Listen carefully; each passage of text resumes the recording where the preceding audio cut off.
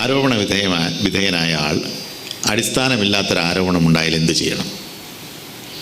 നമ്മുടെ നിയമ സംവിധാനം ഉപയോഗിക്കണം ആ ആൾക്ക് ആരോപണം ഉന്നയിച്ചവർക്കെതിരെ. ഇത്ര ഗുരുതരമായിട്ടുള്ള ആരോപണം, ഞാൻ ആദ്യം തന്നെ അത് പറഞ്ഞു, ബജറ്റ് രേഖകൾ കച്ചവടം ചെയ്തു എന്നൊരാരോപണം നിയമസഭയിൽ വന്നു. നിയമസഭയ്ക്ക് പുറത്ത് ഒട്ടേറെ ചാനൽ ചർച്ചകളിൽ ഞാനത് കേൾക്കുകയുണ്ടായി. അങ്ങനെ ആരോപണം ആൾക്കെതിരെ നിയമ നടപടി സ്വീകരിക്കുന്നില്ല എങ്കിൽ സ്വാഭാവികമായും നമ്മൾ എന്ത് വിചാരിക്കണം?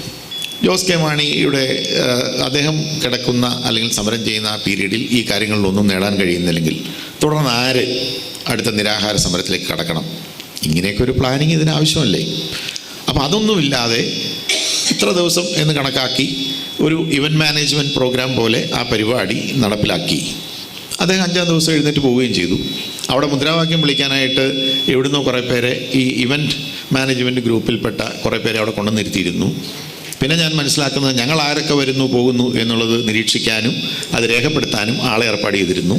ഫ്രാൻസിസ് ജോർജ് അവിടെ എപ്പോൾ വരുന്നു, എത്ര സമയം അവിടെ ഇരിക്കുന്നു എന്നൊക്കെ നിരീക്ഷിക്കാൻ ആളെ ഏർപ്പാട് ചെയ്തിരുന്നു എന്നൊക്കെയാണ് പറഞ്ഞത്. ഞങ്ങളാരും ഇതൊന്നും ശ്രദ്ധിക്കാറില്ല. അങ്ങനെയൊന്നുള്ള ആ ഭയത്തിനൊന്നും കാര്യമില്ലല്ലോ.